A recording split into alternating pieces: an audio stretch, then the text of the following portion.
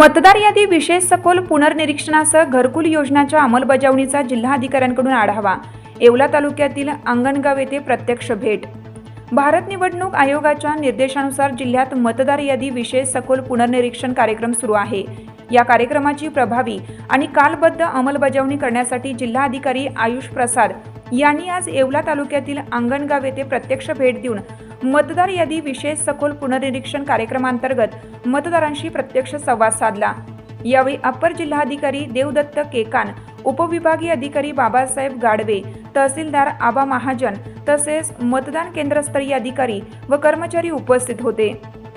गटविकास अधिकारी संदीप वायाळ, मुख्य अधिकारी येवला नगरपालिका तुषार आहेर, तालुका कृषी अधिकारी शुभम बेरड, उपाधीक्षक भूमी अभिलेख पुष्पा गाडे, पोलीस निरीक्षक संदीप मंडलिक, सार्वजनिक बांधकाम विभागाचे सुमेर सिंग पाकल व चव्हाण आदी उपस्थित होते। त्यानंतर जिल्हाधिकारी श्री प्रसाद यांनी प्रथम येवला तहसील कार्यालयाला भेट देऊन मतदार यादी विशेष सखोल पुनर्निरीक्षण कार्यक्रमाच्या प्रगतीचा आढावा घेतला। हा कार्यक्रम कालबद्ध असल्याने सर्व कामे भारत निवडणूक आयोगाने निश्चित केलेल्या मुदतीत पूर्ण करण्यासाठी प्रभावी नियोजन करून काटेकोर अंमलबजावणी करण्याच्या सूचना त्यांनी दिल्या। त्यानंतर उपविभागीय कार्यालय येवला येथे तालुकास्तरीय अधिकाऱ्यांसमवेत आयोजित बैठकीत जिल्हाधिकारी श्री प्रसाद यांनी महसूल विभागाच्या 26 योजनांसह घरकुल योजनांच्या कामकाजाचा आढावा घेतला।